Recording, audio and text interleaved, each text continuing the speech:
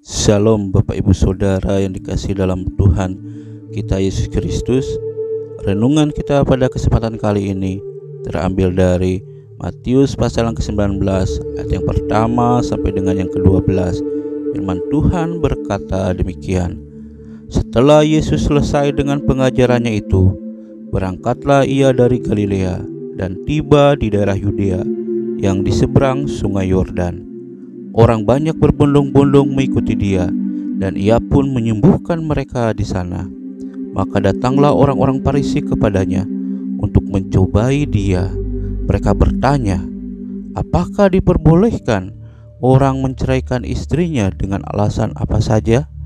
Jawab Yesus, tidakkah kamu baca bahwa ia yang menciptakan manusia sejak semula menjadikan mereka laki-laki dan perempuan? Dan firman-Nya, sebab itu laki-laki akan meninggalkan ayah dan ibunya dan bersatu dengan istrinya, sehingga keduanya itu menjadi satu daging. Demikianlah mereka bukan lagi dua, melainkan satu. Karena itu, apa yang telah dipersatukan Allah tidak boleh diceraikan manusia. Kata mereka kepadanya, jika demikian, apakah sebabnya Musa memerintahkan untuk memberikan surat cerai jika orang menceraikan istrinya? Kata Yesus kepada mereka, karena ketegaran hatimu, Musa mengizinkan kamu menceraikan istrimu. Tetapi sejak semula tidaklah demikian.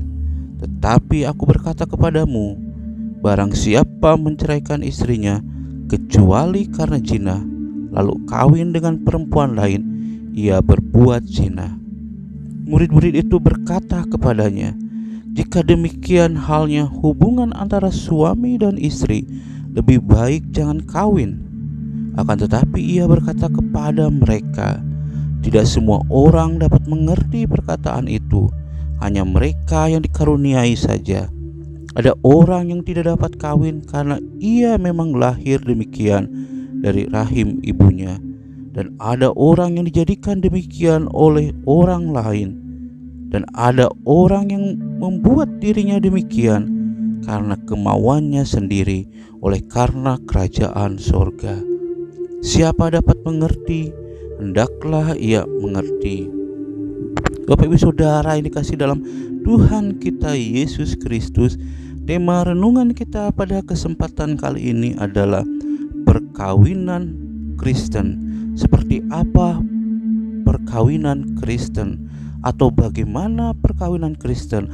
Lalu yang menjadi pertanyaan lainnya lagi adalah, apakah orang Kristen boleh bercerai? Bapak Ibu Saudara dikasihi dalam Tuhan kita Yesus Kristus, di dalam bagian firman Tuhan ini, Tuhan Yesus mengatakan kepada orang-orang Farisi. Kita akan berbicara mengenai orang Farisi. Orang Farisi itu adalah termasuk ke dalam golongan ahli Taurat, yaitu orang-orang yang ahli dalam bidang agama. Akan tetapi mereka karena kesombongan hati mereka, karena kelicikan hati mereka, mereka ingin menjebak Tuhan Yesus dengan pertanyaan yang menjadi dilema pada waktu itu. Bapak Saudara, kita tahu bahwa orang Farisi adalah orang yang mengerti agama. Seharusnya orang yang mengerti agama atau orang yang mengerti hukum Taurat, mengapa mereka harus mempertanyakan pertanyaan yang demikian kepada Tuhan Yesus, yaitu mengenai perceraian? Akan tetapi Bapak Saudara, di dalam bagian firman Tuhan ini, Tuhan Yesus memberikan jawaban yang tegas kepada mereka, yaitu dan kepada orang-orang yang hadir pada saat itu, dan termasuk murid-murid yang mengikut dengan dia, bahwa setiap orang yang sudah dipersatukan di dalam ikatan perkawinan tidak boleh diceraikan oleh manusia, kecuali karena alasan zina. Jadi untuk alasan apapun, seseorang yang sudah dipersatukan di dalam ikatan keluarga antara laki-laki dan perempuan, maka mereka tidak boleh diceraikan oleh manusia. Ini sangat jelas, yaitu kita bisa melihat di dalam ayat yang ke-7 dan ayat yang ke-6. Demikianlah mereka bukan lagi dua, melainkan satu. Karena itu apa yang telah dipersatukan Allah tidak boleh diceraikan manusia. Kata mereka kepadanya, jika demikian, apakah sebabnya Musa memerintahkan untuk memberikan surat cerai jika orang menceraikan istrinya?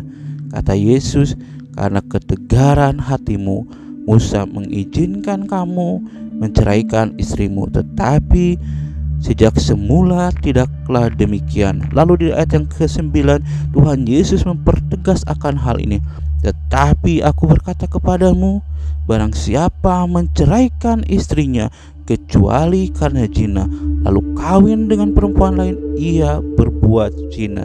Jadi Bapak Ibu Saudara dikasih dalam Tuhan kita Yesus Kristus, sudah sangat jelas di dalam bagian firman Tuhan ini.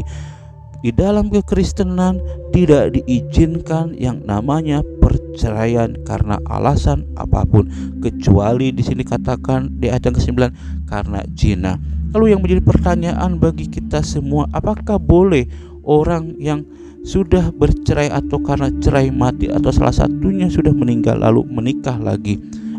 Bapak Ibu Saudara yang dikasih dalam Tuhan kita Yesus Kristus, untuk menjawab pertanyaan itu maka kita membutuhkan suatu pemahaman yang lebih dalam lagi.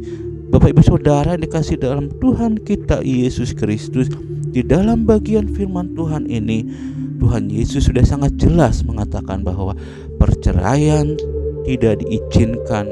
Oleh karena itu kita sebagai orang-orang yang percaya kepada Kristus, maka hidup kita harus mengikuti apa yang sudah diajarkan oleh Tuhan Yesus.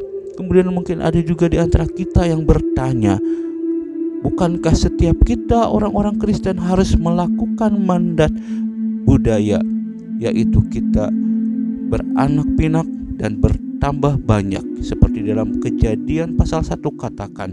Akan tetapi Bapak Ibu Saudara, bahwa Tuhan Yesus memberikan penjelasan mengenai hal tersebut di ayat yang ke-12. Di dalam ayat yang ke-12 di sini dengan jelas Tuhan Yesus mengatakan ada 3 jenis orang di dalam hal perkawinan. Yang pertama itu adalah orang yang memang dari lahir ditetapkan oleh Allah untuk tidak kawin. Baru yang kedua adalah orang yang tidak kawin karena pengalaman masa lalu mereka atau karena pernah mungkin disakiti oleh orang lain sehingga orang tersebut memutuskan untuk tidak kawin. Dan yang terakhir adalah orang yang tidak kawin atau selibat tetapi dengan tujuan untuk melayani Allah. Bapak Ibu Saudara yang dikasihi dalam Tuhan kita Yesus Kristus, lalu yang menjadi pertanyaannya bagi kita adalah, seperti apa panggilan yang Tuhan berikan kepada kita? Apakah kita dipanggil oleh Tuhan untuk masuk ke dalam suatu ikatan keluarga, atau kita dipanggil oleh Tuhan untuk hidup selibat dan mengabdikan diri untuk pelayanan Tuhan? Apapun jenis panggilan yang Tuhan berikan kepada kita, kita harus meresponinya dengan penuh kerelaan sehingga kita bisa menjalani kehidupan ini dengan rasa penuh syukur. Lalu Bapak Ibu Saudara yang dikasihi dalam Tuhan kita Yesus Kristus, di dalam perkawinan Kristen harus ada rasa saling mengasihi antara suami dan istri, sehingga perkawinan tersebut akan menjadi berkat bagi orang lain, sehingga perkawinan tersebut akan memuliakan nama Tuhan. Dan orang yang sudah disatukan di dalam ikatan keluarga harus memegang teguh ikatan atau janji suci yang sudah dibuat di hadapan Allah sebagai suatu panggilan di dalam kehidupannya. Ibu Saudara yang dikasihi dalam Tuhan kita Yesus Kristus, saya akan berdoa untuk kita semua.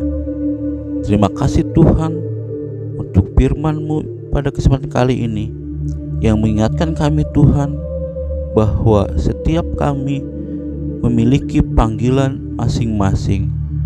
Untuk itu Tuhan, bagi kami yang dipanggil untuk masuk ke dalam ikatan keluarga, ataupun bagi kami yang dipanggil untuk hidup selibat dan mengabdikan kehidupan kami untuk pelayanan-Mu, tolong kami Tuhan, untuk kami bisa menerima dengan rela panggilan yang Tuhan berikan kepada kami, sehingga kehidupan kami boleh menjadi berkat bagi banyak orang, dan nama Tuhan boleh dipermuliakan melalui kehidupan kami. Di dalam nama Tuhan Yesus kami sudah berdoa. Amin.